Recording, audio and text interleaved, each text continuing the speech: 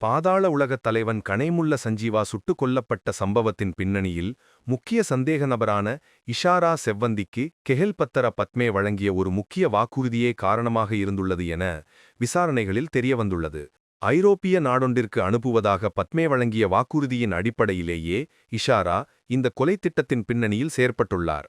சஞ்சீவ கொலையை நிறைவேற்றுவதற்காக இஷாரா எந்த பணத்தையும் பெறவில்லை எனவும் ஐரோப்பிய நாடொன்றுக்குச் செல்வதே இஷாராவின் ஒரே கனவாக இருந்தது எனவும் விசாரணைகள் தெரிவிக்கின்றன.